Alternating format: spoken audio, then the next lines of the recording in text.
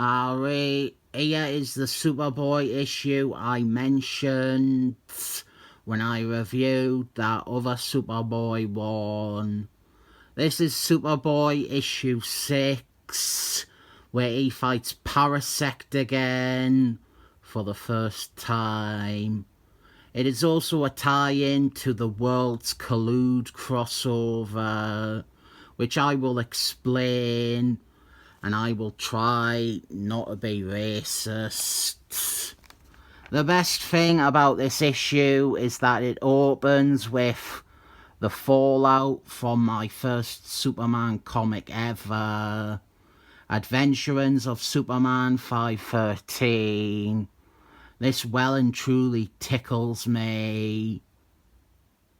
Project Pegasus and their mountain-based lab has been destroyed by Lenny Luthor, and there was a whole clone disease thing going around, and so Gladiator, the Captain America rip-off, he is recovering from the ordeal.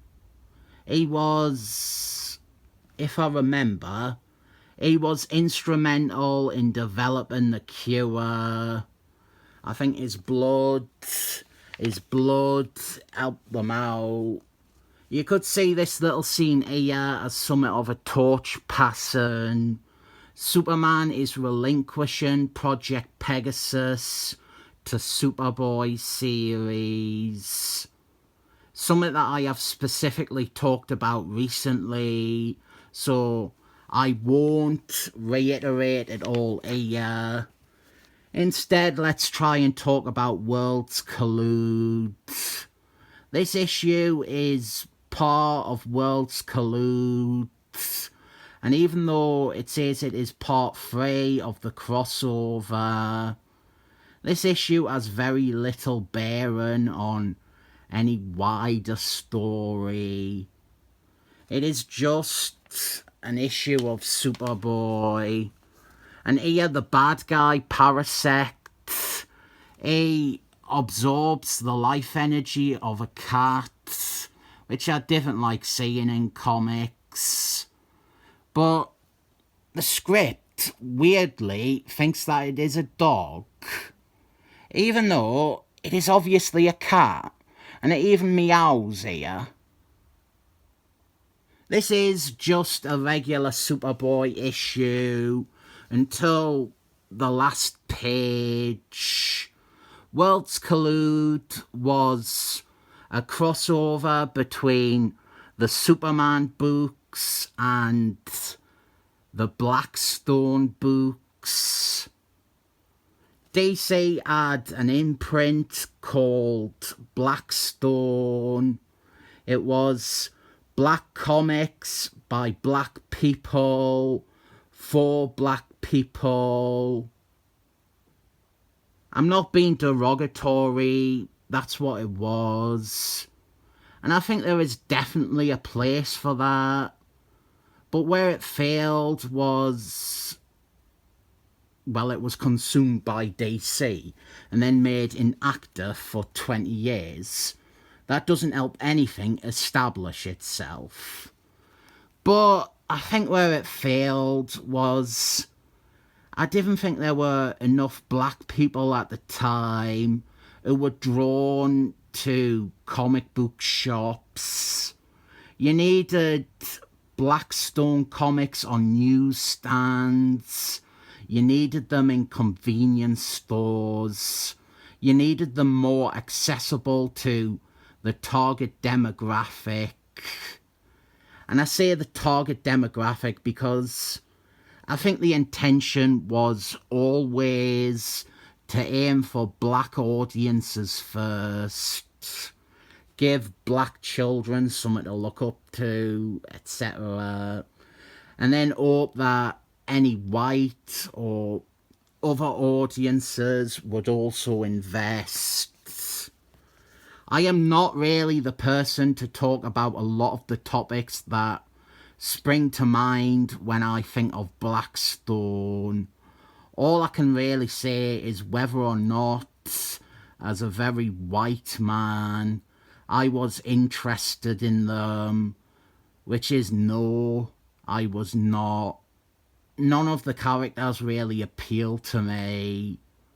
Not because they are black, but because they are destined to not last.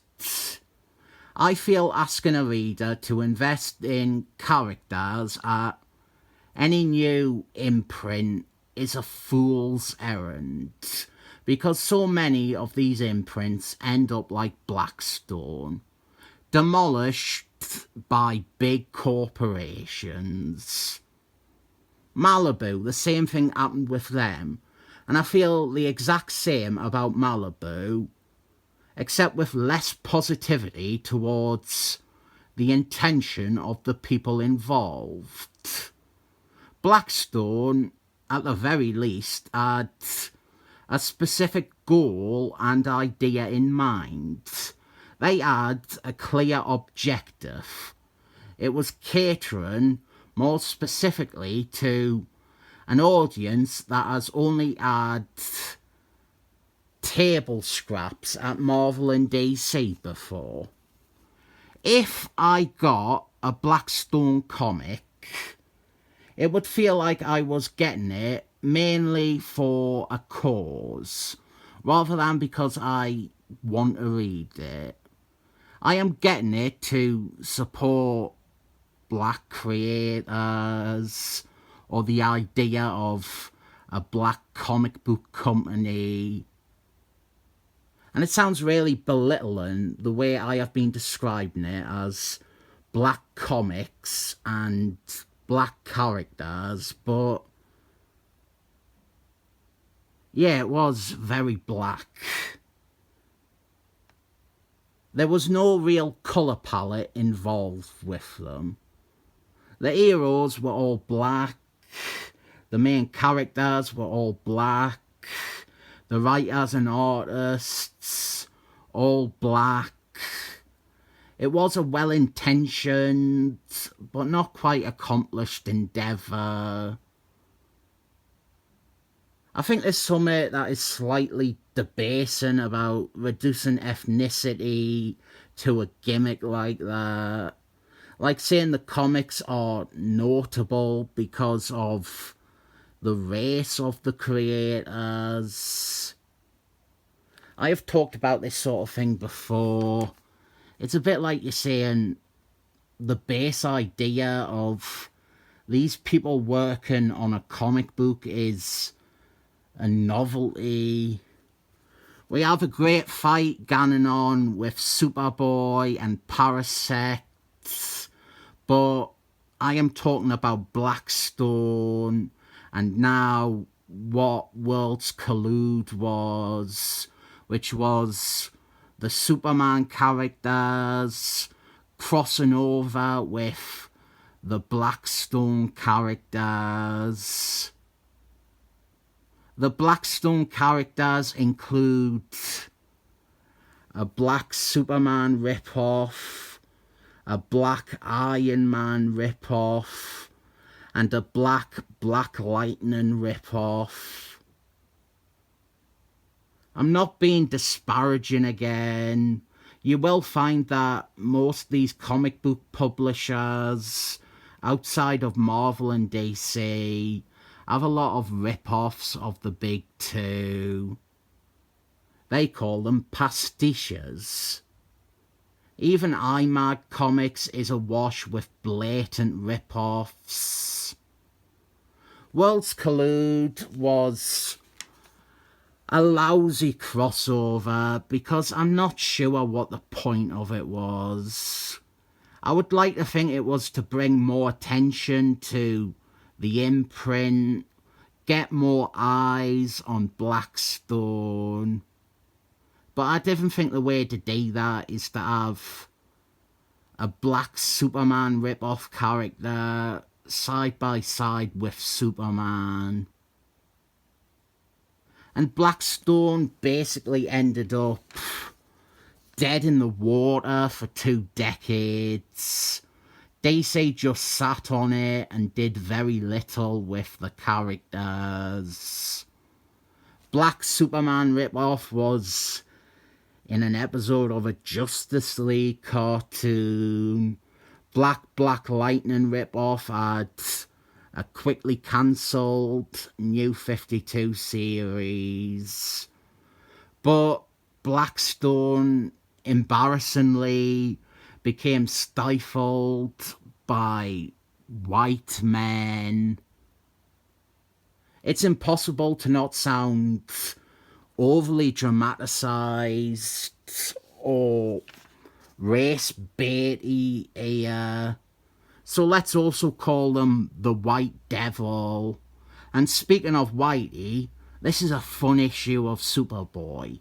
We have a neat fight with Parasect and great Wallace Grummett art. This is one of my favourite series, and it is by white people, with mostly white characters. And maybe I am the person to blame for Blackstone's lack of success. I was, 6 when those comics came out? I didn't even get a comic until I was 8. And Blackstone was already gone by that point. I would not have gotten one anyway. I would not have recognised any of the characters. Creators or the nature of Blackstone's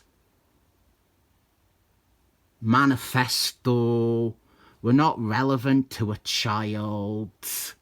Make a character as good and recognisable as Superman, and then maybe 50 years later, kids will buy it because they know who that character is, rather than aiming for black kids because they're black. Fuck, please tell me I haven't been racist here. I don't think I have, but I feel like some of the pithy sentences that end on the word black always seem like insult and racism. The crossover part is that Superboy, he ends up in the Blackstone universe. And I never liked this crossover for getting in the way of my Superman books. It is an advert for something that I was not, and still am not particularly interested in. They have finally brought Blackstone comics back these days, but that's not a cause for celebration, because we are in the days where comic books are terrible and written by unqualified people, and they only exist to push social agenda, whereas Blackstone originally was not about pushing an agenda, but about trying to include more people into comics. I'm not sure I want to put this video out. I didn't write down anything I planned to say. It is all coming from the mind. I spent years as a stand-up comedian. My brain is pretty good for working through and composing my thoughts and feelings into understandable sentences and things like that. But there is some free-form thoughts going on, and maybe I didn't expand on something enough, and I didn't want to have said something that could be interpreted or flat out sounds like it is condemning black people making comics or the idea of black characters. I didn't do a Kramer. Thank God for that. Ah, geez, Jerry, the Afro-Americans just won't take sorry for an answer. But All I can really do to dig myself out of any hole I might have dug myself into is to give this 7 thumbs up and stipulate that were it a crossover with Malibu or Eclipse or any other publisher, my feelings of disinterest would be the same, except I would not even have any excuse to say Malibu or Eclipse are consciously attempting to do something decent or encouraging in their existence.